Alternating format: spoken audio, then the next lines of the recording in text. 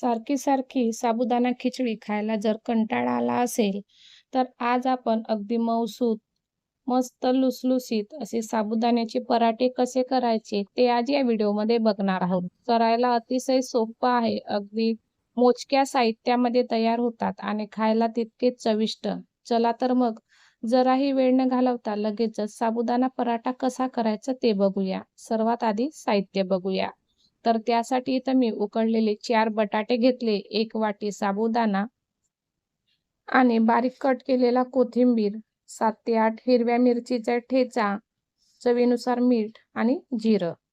आता सुरुवातीला आपण साबुदाणा अगदी 2 ते 3 मिनिटासाठी भाजून घेऊया. तर एका कढईमध्ये मीडियम आचेवर आपल्याला हा साबुदाणा भाजायचा आहे.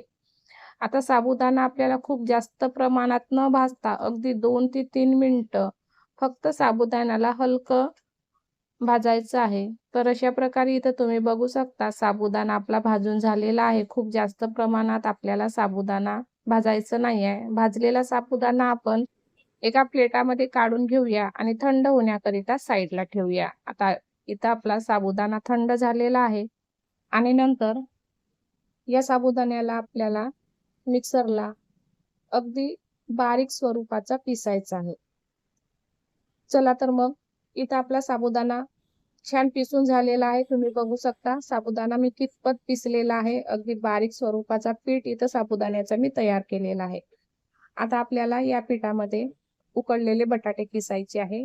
तर इथं मी 4 बटाटे घेतले होते. तुम्ही याहून कमी बटाटे घेतलं तरी चालेल किंवा जास्त बटाटे घेतले सुद्धा चालेल. तर अशा प्रकारे इथं मी संपूर्ण 4ही बटाटे किसणीने किसून घेतलं.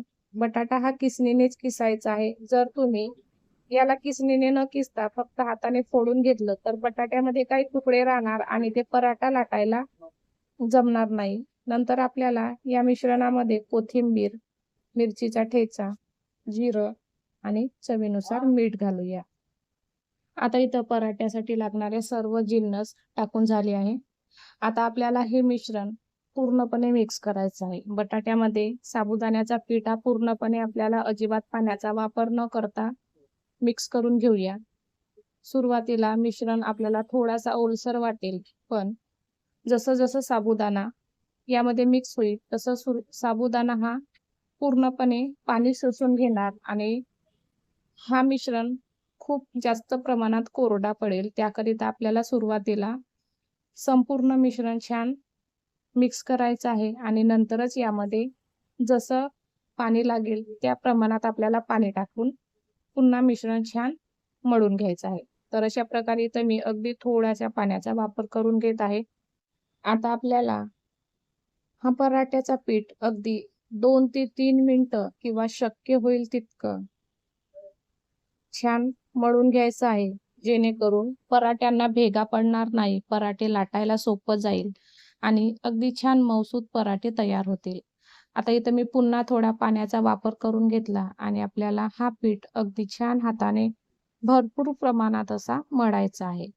जितका तुम्ही पराठ्याचा पीठ मळाल तितकाच तुमचे पराठे अगदी लाटायला सोपं जातील आणि खायला तितकेच मऊसूत बनतील. आता इथं आपला पराठ्याचा पीठ तयार झालेला आहे. आता आपण हा पराठ्याचा पीठ जवळपास 2 ते 3 मिनिटासाठी याला असंच ठेवूया आणि नंतर पराठे लाटायला घेऊया. तर अशा प्रकारे इथं 2 ते 3 मिनिटं झालेली आहे. आपला पराठ्याचा पीठ छान मळलेला आहे. आता आपल्याला या पराठ्याच्या पिठावर अगदी 1 ते 2 चम्मच इतका तेल टाकून पुन्हा आपण या पिठाला मळणार आहोत. जर तुम्हाला वाटत असेल का पीठ खूप पुन्हा ड्राय होत आहे, तर यामध्ये तुम्ही पुन्हा थोडंसं पाणी टाकू शकता. आता इथं आपला पराठ्याचा पीठ अगदी परफेक्ट तयार झालेला आहे. आता आपल्याला पराठे कितपत लहान मोठे लाटायचे आहे त्यानुसार तुम्ही पराठे लाटण्यासाठी अशा प्रकारे गोळा तयार करून घ्या आणि पराठे लाटायला घ्या. तर अशा प्रकारे आपण पिठाचा गोळा तयार करून घेऊया आणि साबुदाण्याच्या पिठामध्येच आपल्याला हा गोळा डुबवायचा आहे आणि नंतर पराठा लाटायला घ्यायचा आहे. जेव्हा मी साबुदाणा पिसला होता त्यामधलाच थोडासा पीठ मी साईडला ठेवला होता, जेणेकरून आपल्याला पराठा लाटण्यासाठी त्याचा काम पडेल. तर अशा प्रकारे इथं मी साबुदाण्याचा पीठ अशा प्रकारे आपल्या पराठ्याच्या पिठाला लावून घ्यायचं आणि अशा प्रकारे चपातीच्या आकाराचा पराठा लाटून घ्यायचा। आता इथं तुम्ही पराठ्याचा साईज तुमच्या आवडीनुसार तुम्ही कमी जास्त लहान मोठा करू शकता किंवा तुम्हाला पराठा कितपत जाड हवा आहे, कितपत पातळ करायचा आहे त्यानुसार तुम्ही पराठे लाटून घ्या। आता इथं तुम्ही बघू शकता आपले अगदी मस्त पराठे तयार आहे। पराठ्याला खूप जास्त प्रमाणात भेगा पडलेल्या नाहीये आणि थोड्या बहुत जरी भेगा पडल्या तरी त्याला काही होत नाही। तर अशा प्रकारे इथं मी जवळपास 2 ते 3 पराठे लाटून घेतलं आणि नंतर शेकून घ्यायचं आहे। तर अशा प्रकारे आपण लाटलेला पराठा साईडला ठेवूया आणि पुन्हा सेम पद्धतीने पराठा लाटून घेऊया। तर अशा प्रकारे इथं मी पुन्हा दुसरा पराठा सुद्धा लाटायला घेतलेला आहे। तर इथं आपले पराठे जवळपास 2 ते 3 लाटून घ्यायचं आहे आणि नंतर शेकून घ्यायचं आहे। आता दुसरीकडे आपण तवा गरम करायला ठेवला आहे। इथं तवा हलका गरम झालेला आहे। आता आपल्याला पराठा शेकत असताना गॅस हा मोठा ठेवायचा आहे। सुरुवातीला गॅस मोठा ठेवायचा आहे आणि पराठा दोन्ही साइडने छान शेकून घ्यायचा आहे। आता इथं दोन्ही साइडने मी पराठा शेकून घेतला। आता आपल्याला या पराठ्यावर आवडीनुसार तेल किंवा तूप तुम्ही टाकू शकता। इथं मी जवळपास 1 चम्मच तेल टाकून घेतला आणि पराठा एका साइडने छान शेकून घेतला आहे। आता दुसऱ्या साइडवर सुद्धा आपल्याला 1 चम्मच इतका तेल टाकून घेऊया आणि पराठा अगदी छान खरपूस किंवा सोनेरी रंग येईपर्यंत शेकायचा आहे। आता या स्टेजवर आपल्याला पराठा थोडासा शेकत आल्यानंतर गॅस कमी करायचा आहे आणि पराठा अगदी खरपूस आणि मस्त असा सोनेरी रंग येईपर्यंत किंवा थोडासा हलका ड्राय होईपर्यंत शिजवायचा आहे। तर अशा प्रकारे इथं तुम्ही बघू शकता आपला पराठा अगदी मस्त सोनेरी रंग येईपर्यंत मी शेकून घेतला आणि इथं आपला पराठा शेकून झालेला आहे। सेम पद्धतीने आपण दुसरा पराठा सुद्धा शेकून घेऊया।